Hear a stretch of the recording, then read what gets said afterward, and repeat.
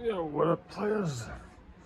So, you know, in my research and whatnot, preparing to, well, initially until I played part 2, and it completely just precluded my ability to enjoy the franchise anymore with what I thought was a just terribly, like, you know, duct taped together narrative um, that all hinged on the death of like the most beloved character of the series in The Last of Us Part 2. And so when I was doing my research and I was falling in love with the first part of The Last of Us and reading The Road and everything, and also the adaptation of the first game in the series, which is pretty much word for word what happens in the game. There are a few scenes that are sort of fleshed out a bit more because they're not focused on action like the game is. I realized there's this something that felt tropey about the part 2, and it wasn't just the whole like retribution perpetuates violence, and the only way to break that cycle of violence is to forgive. And it just, they did such a terrible job of telling it. But yeah, I mean, it starts, as I said, with a narrative that's foundation is laid on the corpse of a character you really loved, and then, you know, the game's fraught with issues regarding, you know, player autonomy, really. You kind of just have to do what they force you to do to beat the game. But the way people just get bumped off left and right, it's like that's what I identified as the trope. And when thinking about this, I came up with a term for it. I call this the commodification of audacity. And what I mean by that is when shows like Game of Thrones, which, you know, obviously based on a novel series, but took a detour from the novel, from what I understand. You know, I'm not gonna sit here and pretend I've read the Game of Thrones books by George R.R. Martin. All I've read by George R.R. Martin is, and I can't even remember the name of the short story, but like I read 2 short stories by him. One was his first one, which was pretty cool. It was so long ago that I don't remember much about it except it being like this strange planet where some almost like eldritch horror dwells in the clouds. It's cloud people, something like that. Like I'm talking, you know, stuff I read when I was like 15, and like I think these short stories were in some books my cousin had, so I was just trying to tide myself over in between work because we didn't have like cable or internet or anything. But another one I read was supposedly it was an idea by Harlan Ellison, and he rewrote it. Naturally, Harlan Ellison being the, you know, crazy author who would punch producers and send them dead weasels. Yeah, he's a true madman. Harlan Ellison's one of those guys who like the dude fucking was being stalked by a Vietnam vet with like crazy PTSD. This guy was like a sniper, and Harlan Ellison saw his scope flashing, and so he like ducked down, grabbed a pistol out of his desk, and he just snuck out into the field and put it to the back of this guy's head. And apparently the guy was just like, okay, I thought you were just a writer. I didn't know you'd get the drop on me. Here, I'm walking away. You can see my rifle. You know, how much of that is embellished by Harlan Ellison, I don't know. But yeah, in any case, I've never been a big fan of the Game of Thrones show, not because it's not good. It's just, yeah, like I'm not a big fan of those medieval inspired sort of stories. Like I like the Elder Scrolls, but you know that's very different. Uh, I'm just not a big fan of medieval fantasy in general. Even stuff like The Witcher, I think is cool, but it's just not for me. But the trope that I was really struggling to put my finger on was just indiscriminately killing off characters. Like the first few times, because I remember everyone around me was watching Game of Thrones. Like people were like legitimately shocked and like, oh my god, I didn't see that coming from a mile away. But then it became like such a reoccurrent means of like forcing the narrative ahead when I guess the writers were running out of ideas. The showrunners were, you know, desperate to drag it out as long as possible because it was such a hugely popular show. Oh, you know what? I'm gonna smoke a bowl. Fuck. Why not? That mix is a little bit stronger, so it should get me more stoned. Yeah, so I realized that, you know, you also see this in The Walking Dead. Again, like Game of Thrones, Walking Dead, not for me. I read some of the graphic novels as a kid. I used to have them.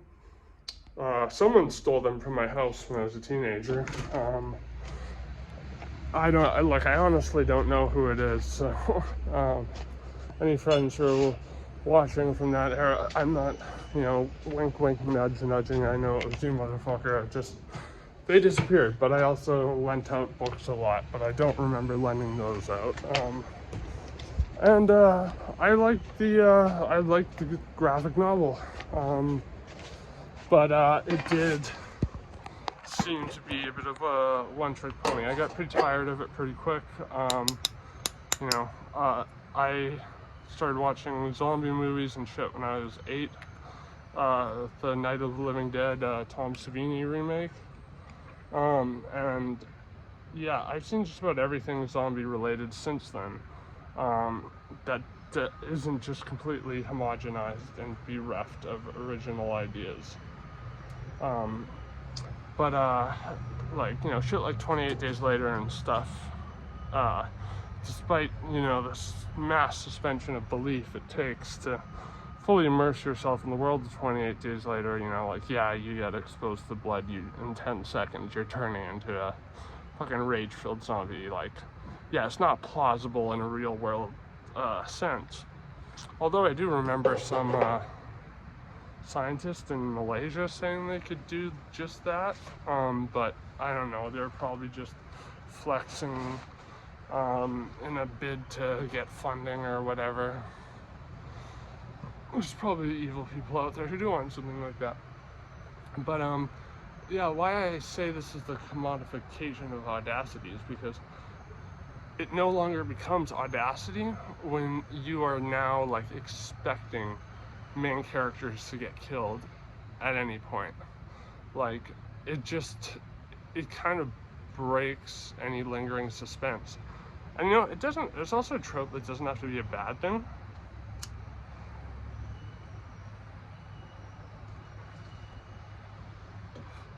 Because, you know, it's not, I'm not saying it has to be one way or the other. Like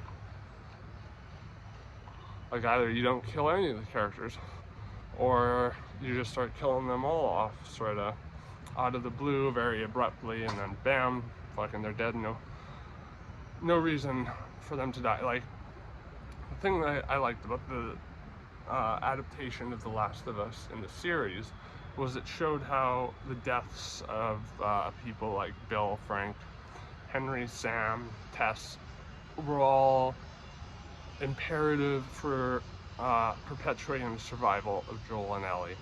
thus allowing them to bond, creating a beautiful story. See, there's meaning to that. And the show Utopia, which is very violent. It's very violent. It was almost the fourth, is it the third or fourth episode that starts the school shooting? I can't remember. Which is, it's not much of a school shooting compared to today's standards, but it's also being carried out as like a psyop. It's a great show. You should watch it. It's on YouTube. And the violence is clearly, it works in conjunction with the overarching theme of the show, which is that when you view human life like a commodity, and you see how the more of us there are, the more resources we eat up, the harder it is for us to seemingly live together and all this stuff. It becomes representative of the bad guys, the network's goals, which are to essentially sterilize people through a vaccine. Like, yes, this is, I may have said this before, eerily prescient, because the show came out way before COVID and everything. But, you know, we've had flu-related, influenza-related pandemics for fucking ages. But, like, you know, if a character like one of the main characters in the show dies or has something happen to them, like it's usually, or they kill someone, and it's not within their character, like I'm talking about the characters who are considered the protagonists, and they're not all good people, they're not terrible people either, but they're people, you know, who are just ambivalent enough in their portrayal for you to kind of decide whether they're good people or not, and I like that. And you know, some are more adverse to violence than others, some understand the network schools more than others, and you know, they use violence to illustrate that, and they also have reasoning showing that through the lens of the various beliefs each character has, why or why not they might think violence is necessary or unnecessary to, you know, resolving the problem of overpopulation and you know, milking the planet of resources and all that. Because, you know, Utopia is called Utopia because it's supposed to be that the world would become a utopia after, like, not just flattening the population curve, but making it decline dramatically to the point where in 50 years there'd be like maybe like 1 billion people, and like carbon would be dragged out of the atmosphere. You know, there would be more just abundance in not just resources but in nature, and, you know, not monopolizing on a planet that spawned us. Not going, okay, well, thanks mom for birthing us, here, you know, fucking don't let the door hit you on the way out, we're just gonna fucking take your home that that we grew up in, and you know, taught us to live in or live with to some degree or another, or tried to. Or actually, I'd say nature's pretty indifferent, but since, you know, we are animals, we probably do teach ourselves to some degree or another. Like when I did outdoor ed, you know, I was never an outdoor person, but I actually did pretty well there. Still not my thing, but you know, I was able to endure it, and, you know, I said this before and I'll say it again, nature can fucking pull the switch, it can flip the switch at any moment and decide to fucking, you know, wipe us out with super volcanoes or whatever, you know, if it truly is a sentient being, you know, like some indigenous people say, like it's one giant animal, and uh, you know, we can either work with it or we can work contrary to it, and I'll pay for it. But yeah, like the show Utopia is like it's most probably memorable for its violence and like the very like, and this gives it such like a brooding tinge to everything. Like it uses the color schemes of like Doris Day films, so like very bright reds, bright greens, bright blues, bright yellows, bright pinks, and then, you know, brains splattering from squibs, you know, onto those surfaces, or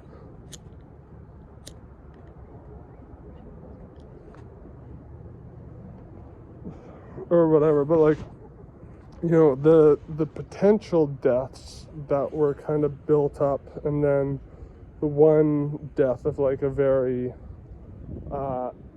memorable villainous character. He's not the villain, he's a villainous character at the end of the second season. That's all I'm saying, because there's a lot of them. And then the show, of course, got canceled and then got picked up for a really shitty American remake, where they remade season 1 on Amazon, and it was terrible. It was so bad. It was such an insult to the show, and it was a shame, because it was Gillian, what's her name? Gillian, the woman who wrote Sharp Objects and Gone Girls, Gillian Flynn. Very talented writer. She was supposed to do it with David Fincher, so that may explain why some of it went wrong, but the writing just wasn't very good to begin with. And like, even though some of the violence in Utopia is admittedly played for laughs, it's pretty rare. Like, and the remake really did a terrible fucking job with that. And killing off characters for no reason. Utopia would even go so far as to subvert your expectations, and you know, you think a character's dying or about to die, and then something crazy happens. Like, you know, come to think of it, like, you know, the rates of death along the lines of bumping off people who are like protagonists or anti-heroes, or just, you know, the cast for the show, the cast of characters in Utopia, it's actually pretty rare. It's most of the violence in it is like shocking stuff that the network does to the public, because they'll stop at nothing to try and find this gene sequence hidden in these Utopia comic book pages. It's a great show, man. Oh. It's like biggest fucking cliffhanger ever. Season 2. Because it got canceled. I get why. It was a very violent show, but does that mean I'm content with it? No, fuck that. I'm fucking angry as hell. Especially with that to be followed up with like the most lame, lazy, like Americanized fucking remake on Amazon, when they could have used that money to just do a third season. Like, fuck. It's just, I don't get. Okay, well maybe I do. Like when American cinema remakes stuff like Old Boy, which I've never really been a huge fan of Spike Lee as a director, but that kind of sealed his fate in my eyes. Like, dude, Old Boy and the whole Vengeance trilogy, just Park Chan-wook in general, he's fucking an amazing director, and Old Boy is like, I'd say easily his best film. Although like most movies I like it for different reasons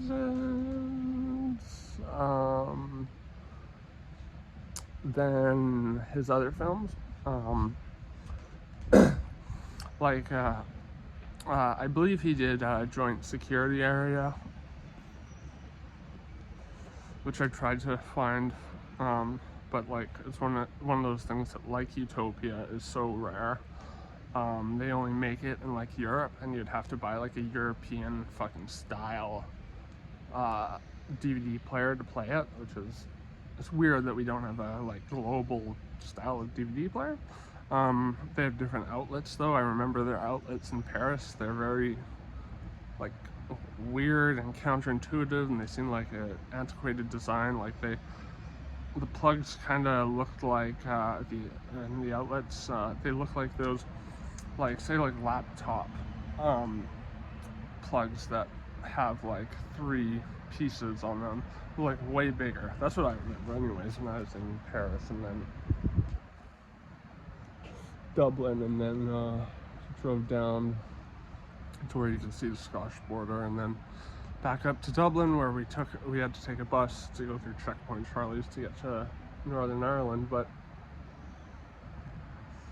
yeah, anyways, I think like, you know,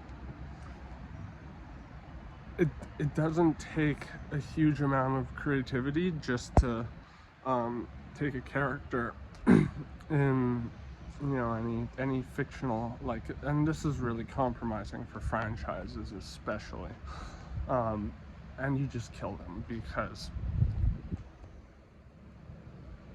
I don't know, maybe viewership went down, and, you know, people thought, oh well, like people on the writing team, showrunners, they thought, hey, well, you know, no, it's not, what's the term I'm looking for? You know, like something to the effect of there is no bad press. So like, yeah, it may piss a lot of people off, but it'll have people tuning in next time. You know, a lot of those people with some forlorn hope of, you know, their character being revived or whatever, like Superman in his fucking healing coma. Like, there are shows like The Wire where you know, injustice in the various circles portrayed, you know, the gangsters, various levels on the totem pole of the people supplying the heroin and the coke to Baltimore. And then you have them contrasted to the police department. They actually look better than the police department a lot of the time, which is one of the great things about The Wire. So they're, you know, they're both bad in their own ways.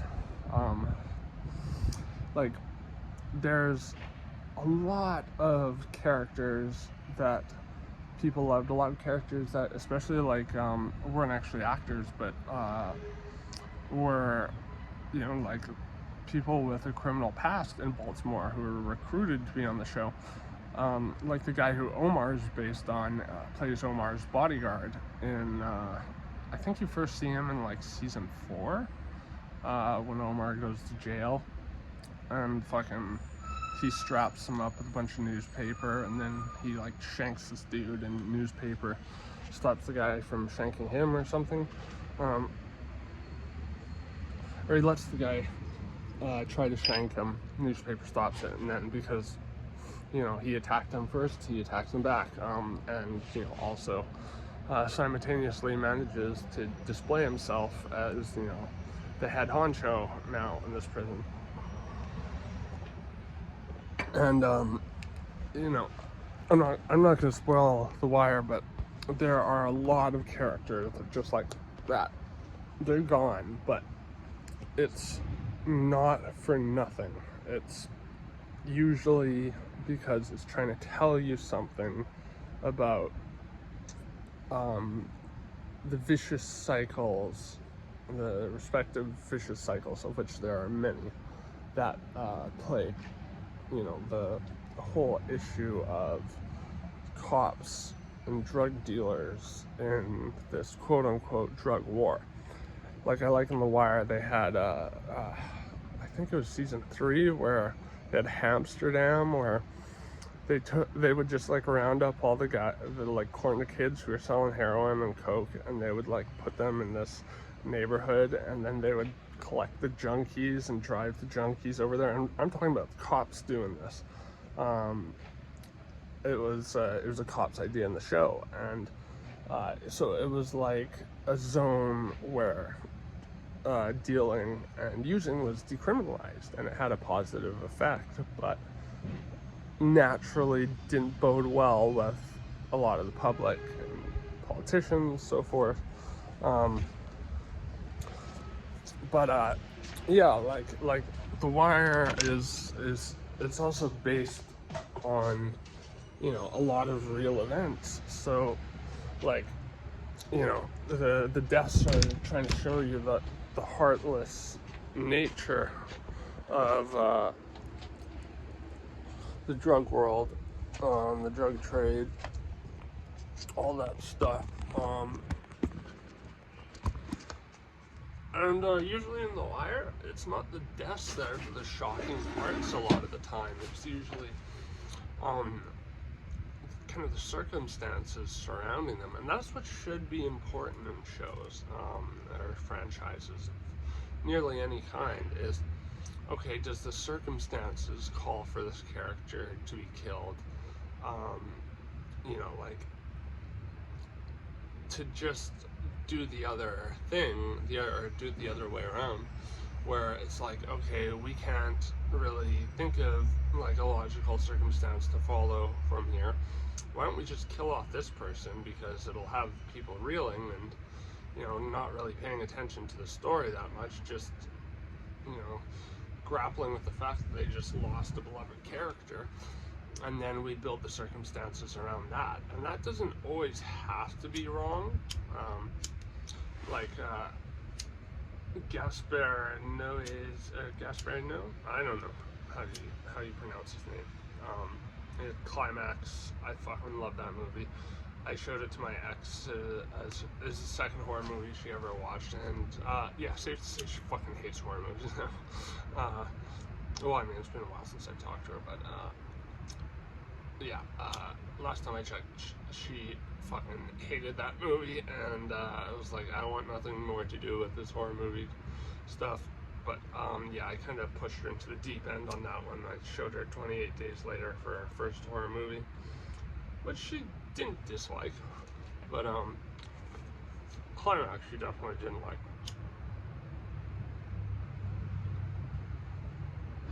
But Gaspar, despite being this like edgy fucking filmmaker, like Enter the Void is all based around the death and out-of-body experience of the main character, who's like a DMT addict. It's a very trippy story. Like Gaspar was like, I saw this interview he did, I think it was after a screening for one of his later movies, and someone asked him, how did you get the idea for Enter the Void? And he was like, I was doing mushrooms in Paris, and I was walking around, and then I started crying. I don't know why, I just started crying, and like, it's something that happens when you do mushrooms, you know, like you get these like powerful emotional flows, just, and that tears they were flowing. And so I go home to my apartment, I go, okay, I'm going to watch some TV. There's this old classic movie channel like that. Oh, it'd be interesting to watch something that's like black and white. Okay, I'm paraphrasing, by the way, but this is the gist of what he said. He said, I was watching this old detective movie. He didn't name it, but I think he was talking about the Maltese Falcon. And he's like, I feel like I was watching, like I was in the movie, like I was a fly on the wall, and I was like, whoa, wouldn't it be cool if you were to make a movie where it's like out-of-body experience? So you are going over the ceilings from room to room to room, looking down, and like over a city, and like the interviewer was like, "Oh, you do mushrooms?" And he's like, "Yes." Why? You don't? Why not? Why don't you do some mushrooms or LSD? Like, what are you doing? Do yourself a favor. Like, I fucking love Gaspar.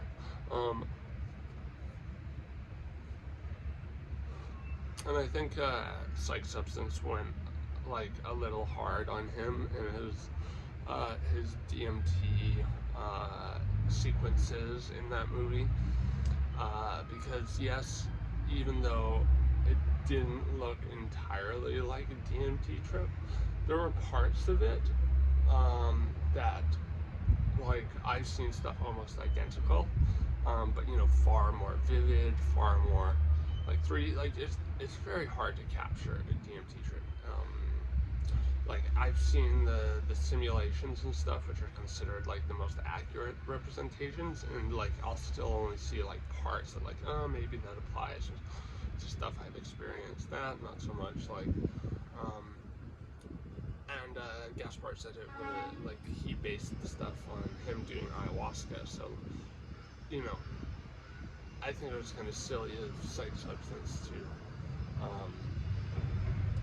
you know, dismiss that without actually doing any research into the film first, or the person who made it.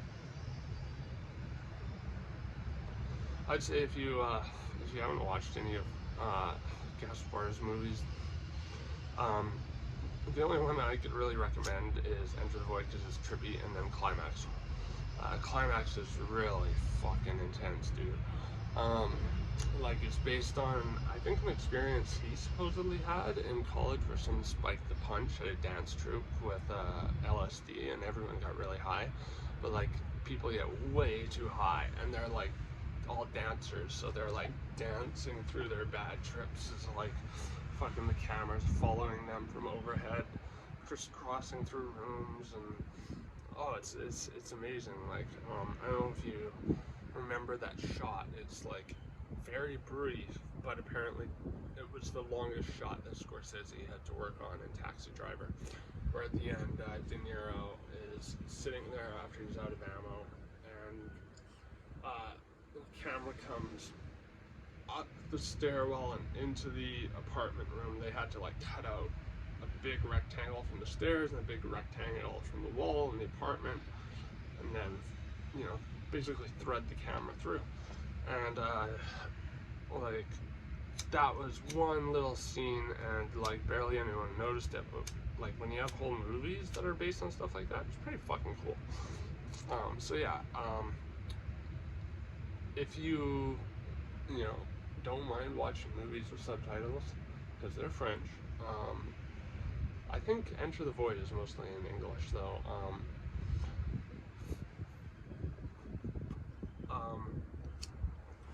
And you don't mind very suspenseful horror, I would, well, not so much horror, but like psychological thriller with horror elements, then yeah, totally would recommend Climax. But yeah, getting back to the point at hand, like, I think, you know, another thing that's destructive about killing off these fucking characters left and right is it's setting an example to people that, like, you know, you can only shock if you have, you know, people that you have built up as to be endeared, or at least in, like, you know, intriguing to an audience, and then, you know, you kill them off. Like, it's setting a precedent for lazy storytelling, I think. And again, I don't think this is George R.R. Martin's fault. But I do think it is prevalent enough in TV shows now, especially, for it to be a trope.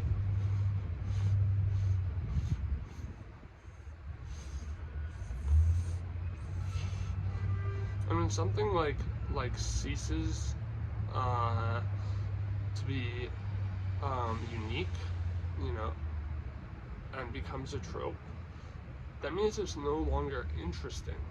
This is why I bring up the commodification, because, you know, in order for something to be a trope, this thing, you know, with my example being killing off characters, you can think of probably other audacious means of you know, subversive narratives or whatever, but you know, stuff that's become tropey, like, you know,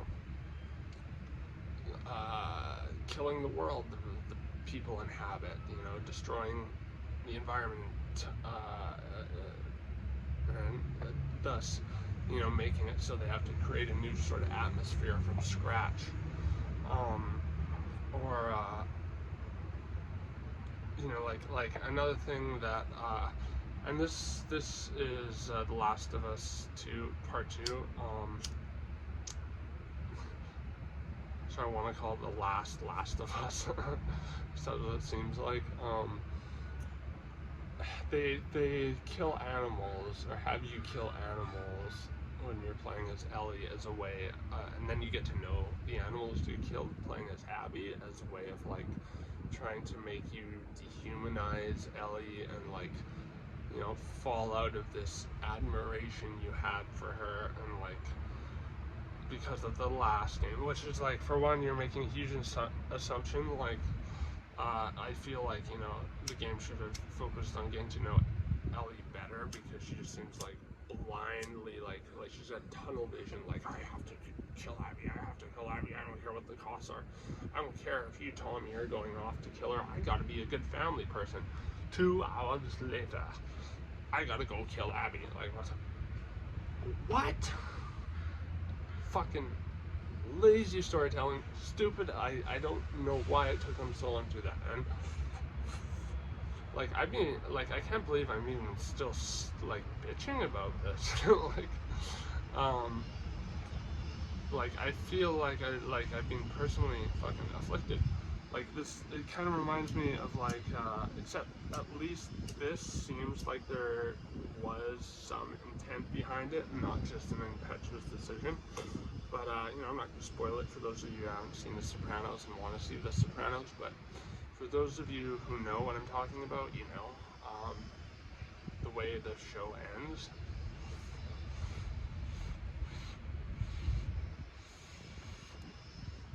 Like, that pissed a lot of people off, and I, like, personally, I wasn't someone who, even if the worst assumption is to be made, and I'm being deliberately vague here because I think if you haven't seen The Sopranos, it is a very good show. You know, such a fascinating concept of taking psychoanalysis, and like taking this scummy mobster and then having you sort of examine him through this lens of the psychology behind him, behind why he's a narcissist and a sociopath and insatiably greedy and, you know, unmerciful. Like, it's, but then, you know, of course, the ending of that show, which is like, for one, I don't think how you could have ended that show, especially following the logic of the narrative trajectory leading up to that point, without it being, like, I think any other decision would have been more contentious than I'll put it this way, the very, very foreboding, ambiguous way it ends. I've had arguments with people that started with, like, and I've never cared about The Sopranos enough to defend an episode of it. I like it, don't get me wrong.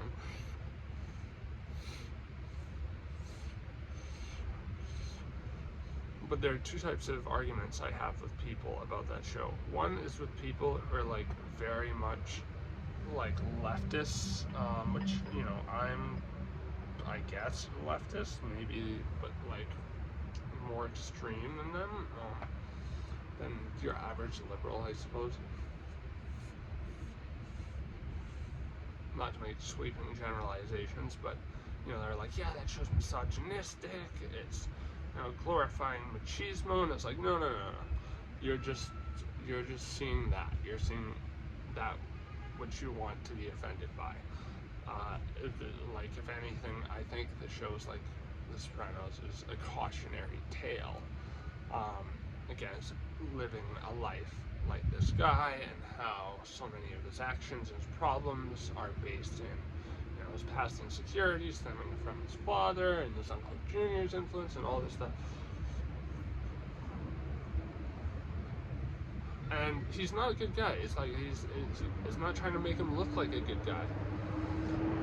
Like, there's an episode where there's a minority character, and he's just like this cop who won't take bribes, and he gets the cop fired, and by the end of the episode, he's like, you know, giving, like, cops working at like Home Depot or some shit, and he's like, here, take this to my car, and he holds out a bunch of money to him like he did when he was trying to give him a bribe. At the beginning, like, he's not a good guy. It's like, you know, I'm sure people like that would watch Deadwood and be like, these are racists, these are sick people. And it's like, yes, that is exactly the point. Gold sticker for you. Like, you want to talk about audacity done right in a show? Fucking Deadwood, dude. It's like every episode just like watching like this Shakespearean play with the letter, or sorry, the word cocksucker dropped in every fucking 5 seconds, like, and you know, it's also historically accurate. It's based on you know, the actual city or town, Deadwood, which was like, it was a, what do you call it, isolationist state. I think in Montana, before Montana was like fully christened a state. I don't know. I'm not super familiar with the history of American geography because I'm not American. But like, you know, I know the history of a town very similar to that near where I live. But I watched Deadwood for the characters and what I could learn from them. Because there really are no good characters in it. They're all shitty in their own way. Some are just better than others on a surface level. But then when you get to understand their, I love clove cigarettes, their motivations and all that, you see that they're shitty people. And, like, you know, you watch it to learn from them so you don't, you know, do the same shit they're doing. And, you know, I always put it to people who get a little offended by stuff like that, that it's like this. It's not about what the characters are saying, it's about, like, how what they're saying says something about them as individuals. You follow? Like, it's pretty simple. It's kind of what parables have been trying to do for a long time. You know, like, back like Cain and Abel and shit, you know. You know, it's a story, but it's not trying to, you know, paint characters as black and white. I guess Cain and Abel would be pretty black and white, because like one's good, the other's envious of his brother's sacrifice or whatever to God, so he kills his brother, like, whatever. But my point is, parables have existed forever, and they're because we're supposed to learn something from them. But Deadwood is not telling you what to learn, it's just showing you what the characters do, so whatever you take away from it is what you take away from it. And I always use it as an example because it's, oddly enough, one of those few shows that I haven't heard people go, this is misogynistic, this is xenophobic, this is racist, this is like pro-slavery, like, you know, because it's got all that in it. But that's because it's a town of bad people. You know, it's so obvious. So like I have to fucking tell this to people. I think I had this discussion with someone who made a video on David Foster Wallace and how, you know, no one reads Infinite Jest. It's just something that guys buy to try and impress girls, and like, yeah, it's a fucking hard book to read. It's a long book to read. Right now I'm halfway through Broom of the System. It's just such a trip, man. And it's a fascinating book that has such nonsensical sequences, but that's kind of the point. Is like, it's him exploring semantics, and how, like, without language our world kind of falls apart. Like, it even has like a parrot on acid in one part. Just a fucking really strange but great little novel. And you know, if you ever want to read David Foster Wallace, first of all, I would recommend his essays and some of his short stories, like the one he did, right, he came up with the term Lynchian. I can't remember what he called it, but just search up David Foster Wallace, David Lynch article. It's more of an essay than an article, but great stuff. Good Old Neon is a fucking fantastic example of the types of stories he writes, so, you know, I suggest looking that up, listening to that. If it's not your kind of thing, which I can see, then you probably wouldn't like Infinite Jest, but I'd say if you want to actually read, like, a full, because he hasn't actually published very many novels. He hung himself before he finished The Pale Horse, which I think lends credence to my theory that it was because they started him on a new SSRI, which, you know, a lot of them have black box warnings because they will increase suicidal tendencies 3 weeks after you start within the first 3 weeks that you take them. And, you know, sure enough, he was off them for a long time because he, like me, had major depressive disorder, but, you know, he finally had a family, settled down, felt happy enough writing, you know, his next grand novel, after Infinite Jest, and then for him to just hang himself off of his balcony, like, it's so uncharacteristic. And, like, even though, like otherwise, like, morally, he, as a person, is a little bit sussy,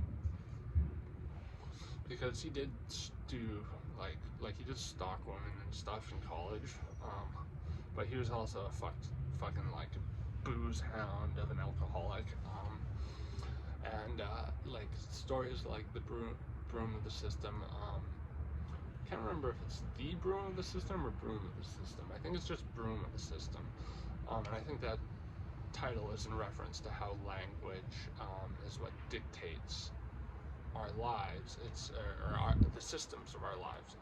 You know, it's something that can sweep those systems away if language falls apart. That's my highbrow analysis.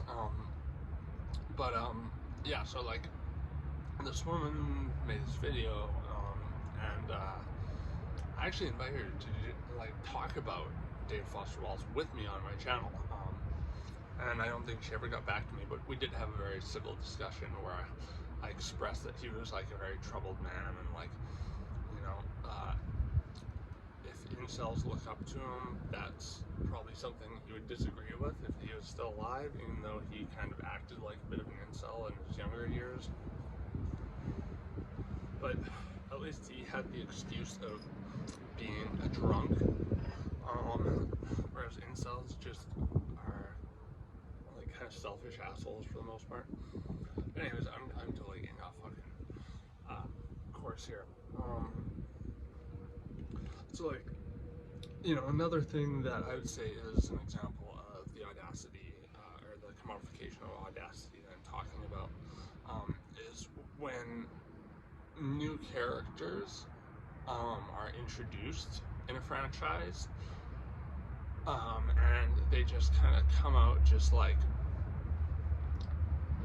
either they're super weak and they're, like, saved, and then they turn out to be, like, complete fucking ass kickers, like, you know, they're untouchably powerful, and they end up getting more camera time than the other characters who you spend like seasons fucking getting to know and stuff, and who the show's like, you know, like it's supposed to center around them, and then suddenly you have these new people fucking taking a lot of, you know, the runtime up, and I think that is something which would be a little less obnoxious if it wasn't done so often. And you also have a combination of the two. Not mutually exclusive, but certainly existing side by side more often than not. And yeah, like especially when you kill off a great character, and then you have this, you know, multi-talented, bullet dodging, fucking badass who comes in and is supposed to supplement this big hole that's been left in, you know, this world you were once proud to immerse yourself in. I think that is fucking lazy and obnoxious, and it can be done well. It can be done well. Like, you know, there are sequels to movies where, you know, the main characters die, like Wreck and Wreck 2. You know, I'm just gonna say record, because, you know, it stands for record. I'm not talking about the American remake. I can't even remember what that one's called. I think it's also Wreck, but the third one I didn't like so much, but the first two, very good. But they involve completely different people, but in the same environment. It's a Spanish movie, so again, you have to kind of like enjoy subtitles. It's also a horror movie, you know, zombie type movie. One of the better ones out there, one of the more unique ones out there, I would say. Definitely well directed. You know, that can be done well, but, you know, there has to be not just thought and effort, but love put into it. You know, like if you're sending off a character, there should be love put into it, or at the very least some substance, like something substantial to make it, like, you know, justifiable. And it isn't justifiable to just supplement you know, a fucking, you know, urban ninja or whatever. You know, I'm just right now thinking of like The Walking Dead or something. And again, I haven't watched it since Frank Darabont. I think he walked away from the project, because I really like Frank Darabont as a director.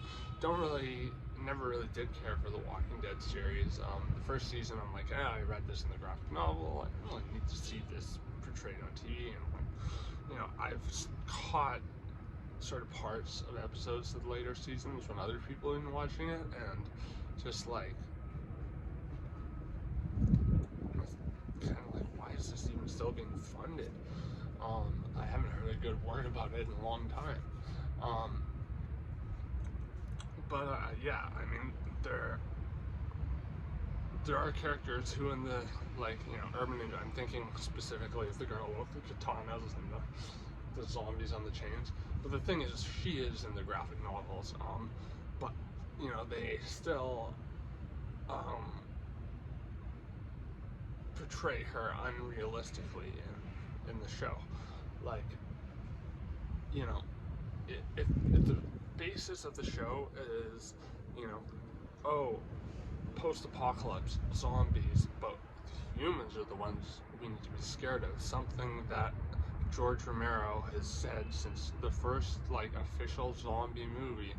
You know, and I'm talking like zombies as we know them, not Haitian voodoo zombies.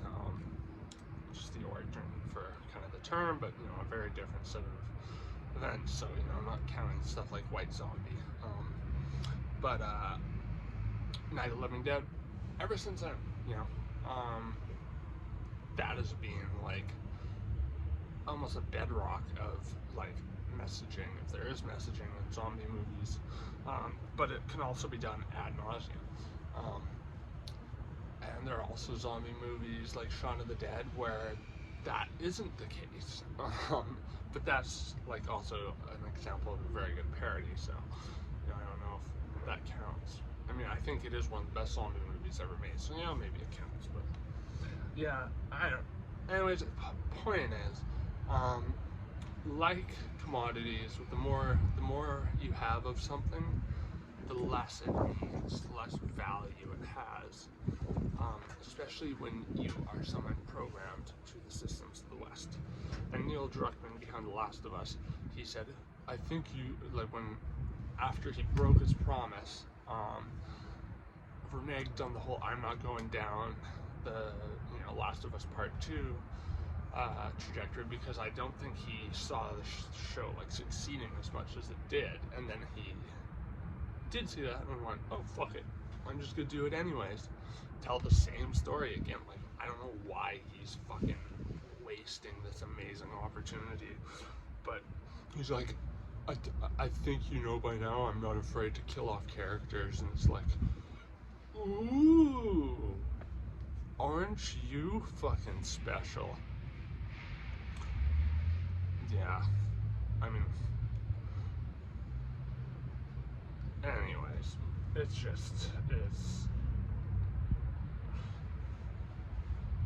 again something that can be done right, but even in the instances where it is done right, because it now is a trope that plagues so many series, even series that don't have a lot of violence in them. Just, oh, boom, character gets hit by a car, they're gone.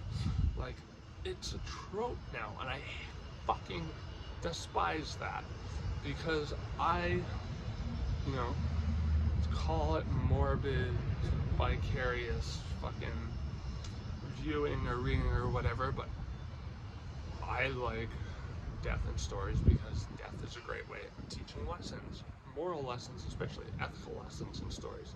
But when there is no lesson behind the death, and even in the instances where there are, but you're so desensitized to watching main characters die left and right that, it kind of numbs you to the lesson if there is one there, or the substance, or the value, or like the redeeming arc of their death. Like,